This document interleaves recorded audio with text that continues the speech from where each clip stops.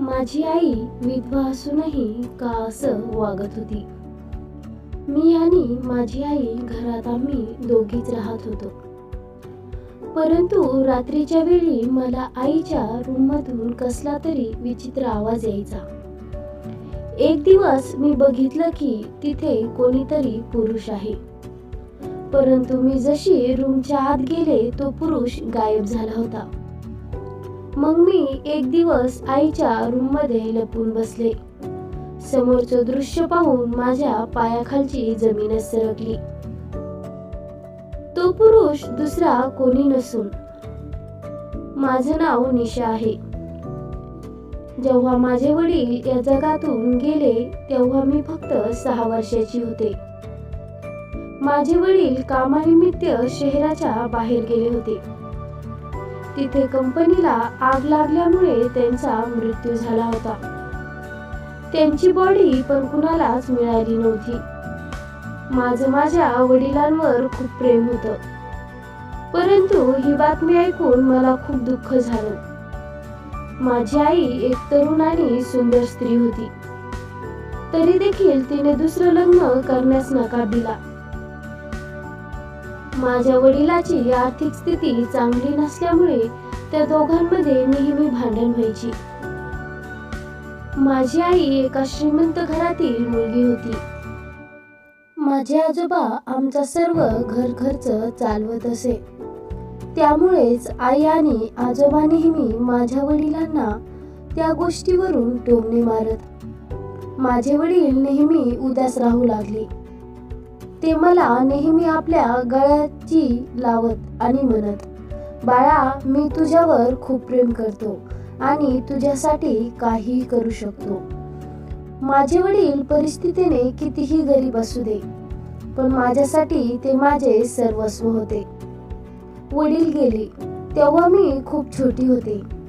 तरीही मला माझ्या आईपेक्षा माझ्या वडिलांचा जास्त लाळा होता. त्यामुळेच वडील गेल्यानंतर मी आजारी राहू लागले. मी माझा आत्मविश्वास गमावून बसले होते. इतर कुणाशीही बोलायचं म्हटलं तरी माझे हातपाय थरथर कापत. मला नेहमीच असं वाटायचं की या जगात मी एकटीच आहे. वडील गेल्यानंतरही माझ्या आईला या गोष्टीचा अजिबात फरक पडला नव्हता. ती तर नव्या नवरीसारखी समारंभाला जात, सणवार साजरे करत, मैत्रिणीसोबत बाहेर फिरायला जात. मी मात्र या आभासी दुनियेपासून आणि माझ्या आईपासून दूर राहायचं ठरवलं होतं. म्हणूनच घरात पाहुण्यासाठी जी रूम बाजूला बनवलेली होती, मी माझं सामान तिथे शिफ्ट केलं आणि मी तिथेच राहू लागले. परंतु ती रूम बाहेर असल्यामुळे कालांतराने पावसाचे पाणी रूममध्ये पाण्याने पूर्ण गच्ची भरली. त्यामुळे इच्छा नसतानाही मी घराच्या आतल्या रूम मध्ये राहायला आले. माझी आणि आईची रूम एकदम समोरासमोर होती. माझ्या रूम मधून आईच्या रूम मधील खिडक्या पण दिसत होत्या. माझ्या रूम मध्ये नेहमीच माझ्या वडिलांचं वास्तव्य असायचं. त्यामुळे मला त्यांची नेहमी आठवण यायची. म्हणूनच मी त्या रूम मध्ये राहायला टाळत होते. मी नेहमीच डॉक्टरांकडे माझ्या चेकअप साठी जात. डॉक्टर मला नेहमी म्हणत, तुला तुझे वडील या जगातून गेले, तो धक्का सहन झाला नाही, त्यामुळेच तू नेहमी आजारी असतेस. तुझे वडील या जगात नाही, हे सत्य आहे आणि आता तू ते स्वीकारायला हवं. तुला या सर्व गोष्टीतून लवकर बाहेर पडायला हवं. लोकांसमोर येऊन आत्मविश्वासाने जगायलाच हवं. कारण मी आता 18 वर्षाची झाली होती. त्यामुळे मला आता कुणावरही अवलंबून राहायचं नव्हतं. तसाही मला माझ्या आईवर अजिबात विश्वास नव्हता. परंतु जेव्हापासून मी गया घरात आले होते तेव्हापासून मला एक विचित्र गोष्ट जाणवू लागली. रात्री मला माझ्या आईच्या रूम मधून विचित्र आवाज यायचे. असं वाटायचं तिच्या रूम मध्ये कुणीतरी पुरुष आहे. सुरुवातीला मला वाटलं हा माझा भ्रम असावा. परंतु दुसऱ्या दिवशी पुन्हा तेच घडलं. मला पुन्हा आईच्या रूम मधून विचित्र आवाज येऊ लागला.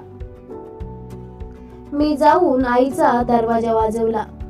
रूम मधील लाईट चालू होते, म्हणजेच आई जागी होती. परंतु ती डोळे चोळत बाहेर आली, जशी काय ती आता झोपेतून उठली आहे. मी तिच्या चेहऱ्याकडे बघितलं तर तिच्या चेहऱ्यावर मेकअप होता.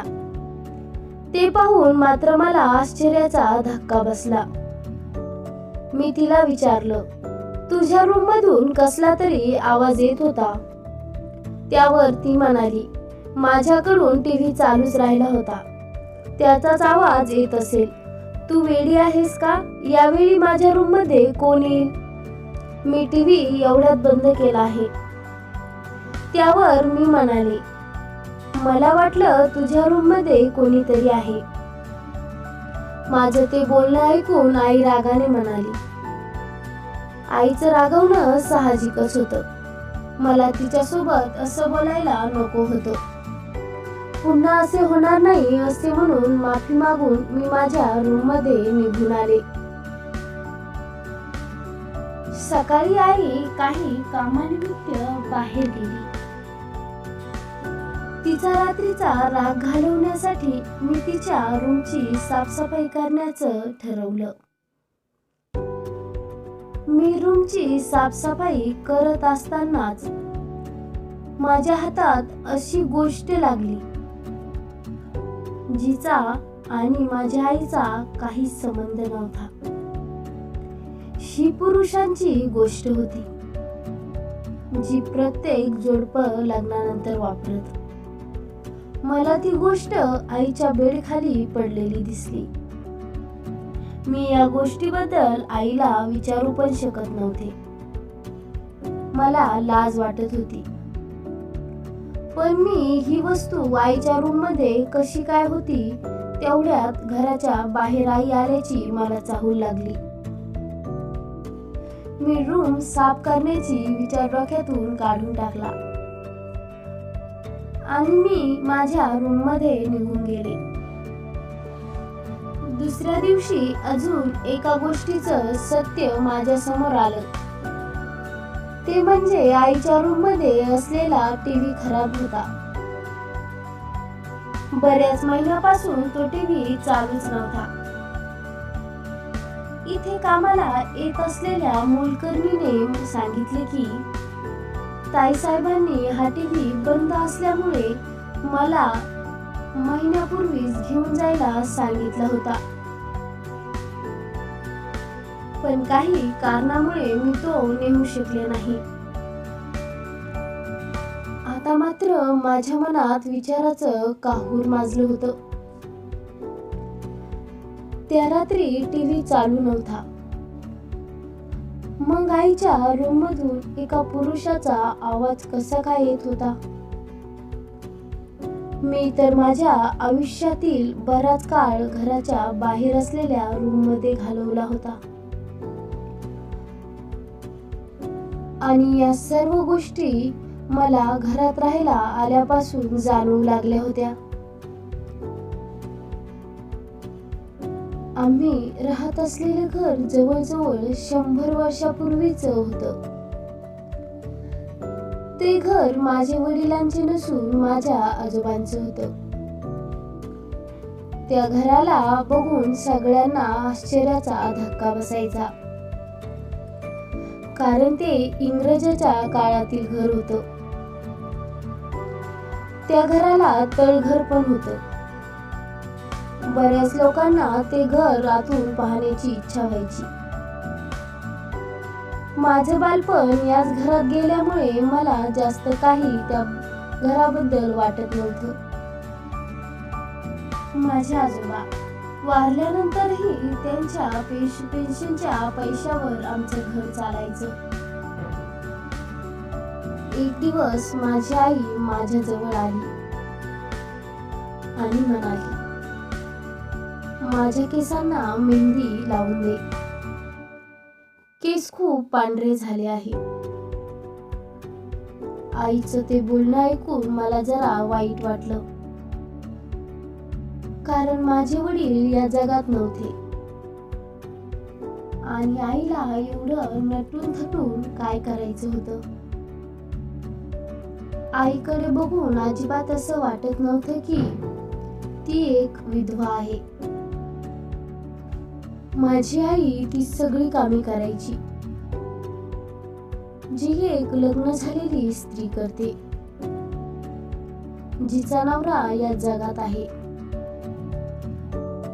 ती आपल्या हातावर मेहंदी लावायची, नेल पॉलिश करायची, पार्लरला जायची, नवीन नवीन साड्या खरेदी करायची. माझ्या मनात नेहमी प्रश्न यायचा, एक विधवा बाई हे कसं काय करू शकते? तिचं मन हे करायला कसं काय तयार होतं? माझे वडील आणि आई यांचं लव्ह मॅरेज होतं. त्यामुळेच वडिलांची गरिबी परिस्थिती असूनही माझ्या आजोबांनी आईचा हात त्यांच्या हातात दिला होता. एक दिवस पुन्हा तसंच घडलं. मला पुन्हा आईच्या रूम मधून कसला तरी आवाज येऊ लागला. मी कान देऊन ऐकलं तर तो एका पुरुषाचा आवाज होता. त्याचं बोलणं ऐकून असं वाटत होतं की तो पुरुष आईची प्रशंसा करत आहे आणि आईला लाजून हसत आहे. मी रूम मध्ये गेले नाही, परंतु मला विश्वास बसला होता की रूम मध्ये नक्कीच कोणीतरी पुरुष आहे. काही दिवसानंतर माझ्या वडिलांचे वर्ष श्राद्ध होतं, परंतु आई सकाळीच नटून खटून तिच्या मैत्रिणीच्या मुलाच्या लग्नाला निघाली. ते पाहून मला आश्चर्याचा धक्का बसला. मी विचारलं तर म्हणाली, मरणारी व्यक्ती काही वर्ष श्राद्ध घालून परत येत नाही. वर्ष श्राद्ध काय दरवर्षीचे, परंतु माझ्या मैत्रिणीच्या मुलाचं लग्न एकदाच होणार आहे. असं म्हणून ती तोंड वाकडं करत निघून गेली. परंतु त्याच रात्री मी असं काही पाहिलं की माझ्या पायाखालची जमीन सरकली. रात्री मला झोप येत नसल्यामुळे मी जागीच होते. आज माझ्या आयुष्यातील सगळ्यात काळा दिवस होता. मला खिडकीतून माझ्या आईच्या रूम मध्ये एका पुरुषाची सावली दिसली. मला पूर्ण खात्री झाली होती की तिच्या रूम मध्ये कोणीतरी पुरुष आहे. मी जराही वेळ वाया न घालवता पटकन उठून आईचा दरवाजा वाजवू लागले. तिने 3-4 मिनिटांनंतर दार उघडलं.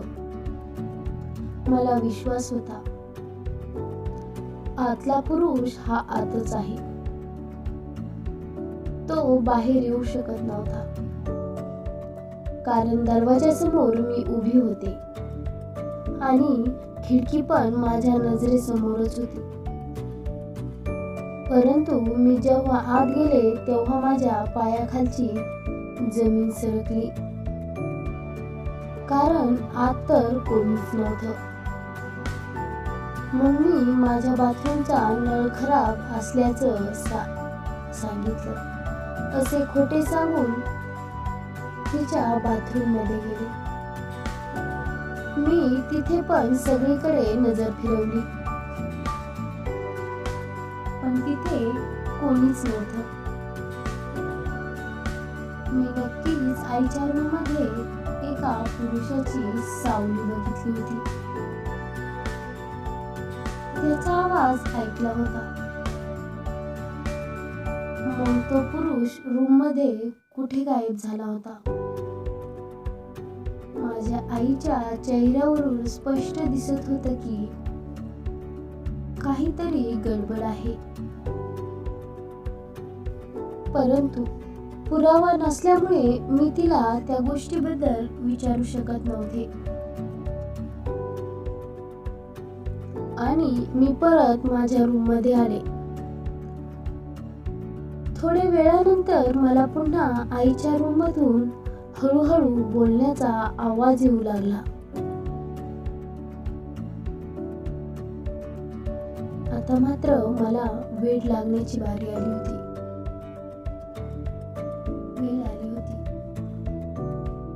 मी ही गोष्ट कोणाला सांगू पण शकत नव्हते.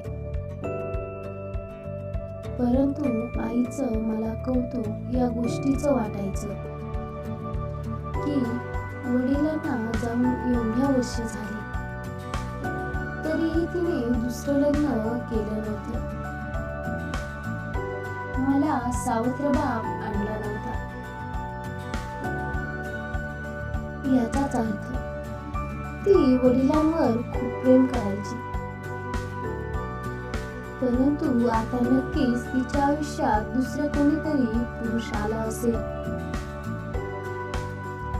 आणि ती रूम मध्ये त्याच्यासोबत काहीतरी वाईट काम करत असेल. मला मात्र ठोस पुरावा हवा होता. त्यासाठी मी एक प्लॅन केला.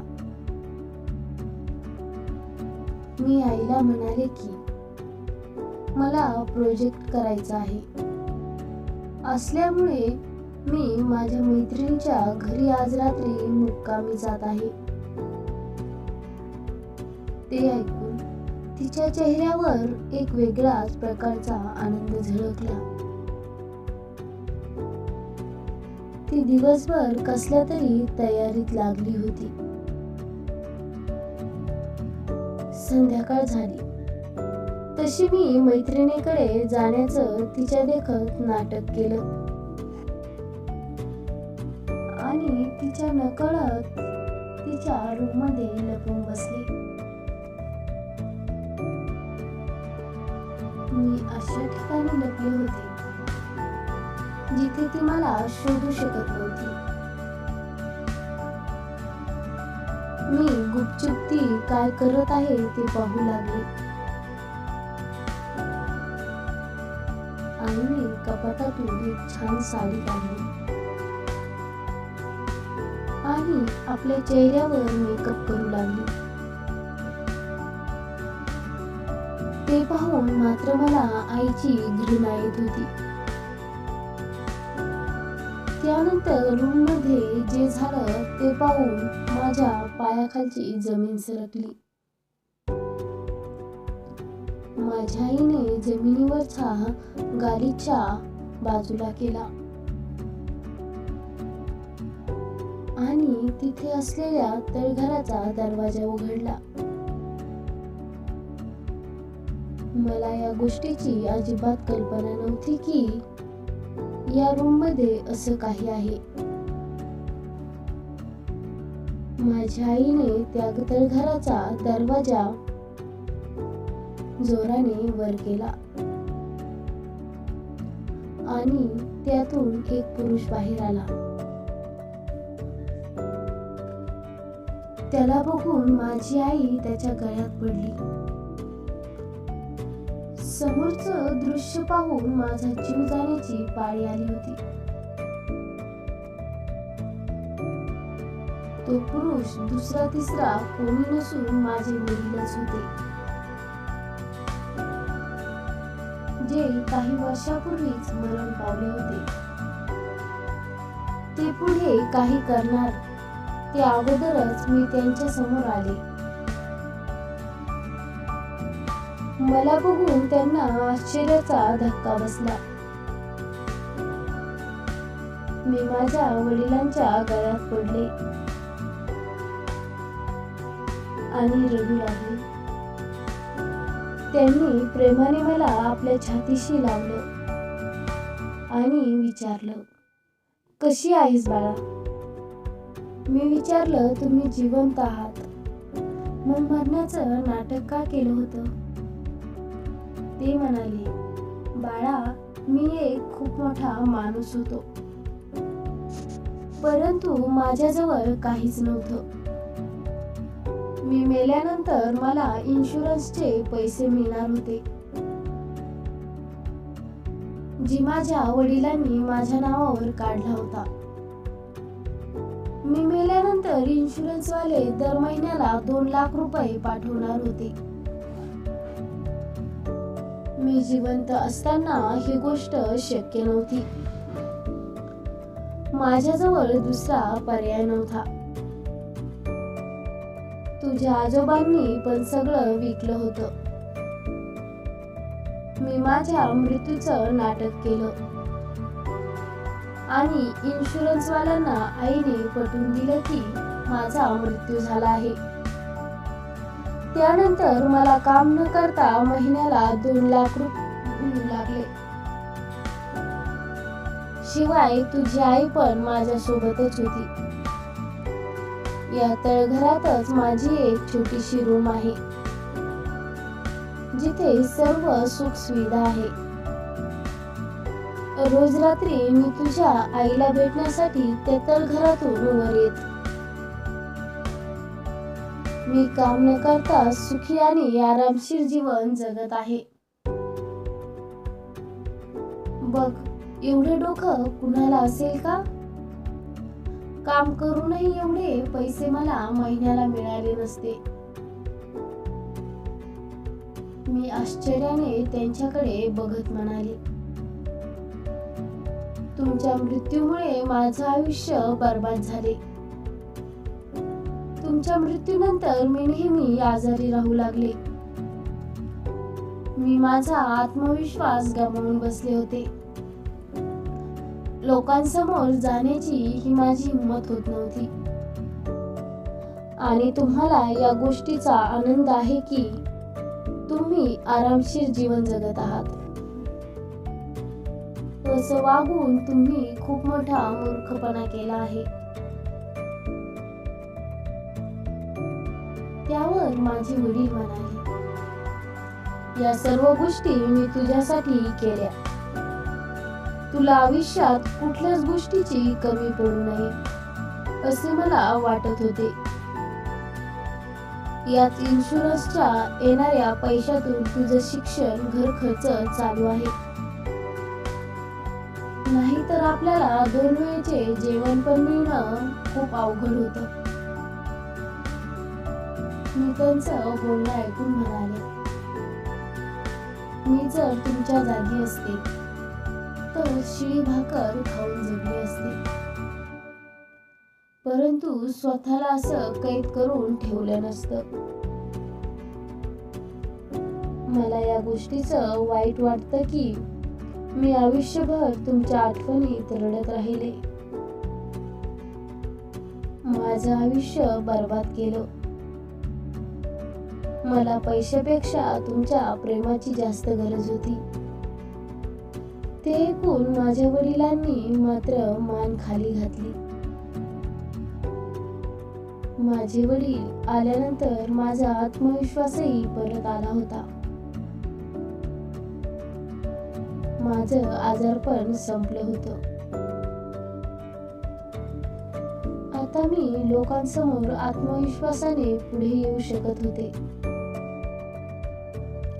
आता मला माहित होतं मला माझ्या आयुष्यात नेमकं काय करायचं आहे. मित्रांनो, तुम्हाला ही कथा आवडली असेल तर व्हिडिओला लाईक करा आणि अशा छान छान गोष्टी पाहण्यासाठी आपल्या चॅनलला सबस्क्राईब करायला विसरू नका. आणि आपल्याला कमेंटमध्ये नक्की सांगा आपल्याला व्हिडिओ कसा वाटला.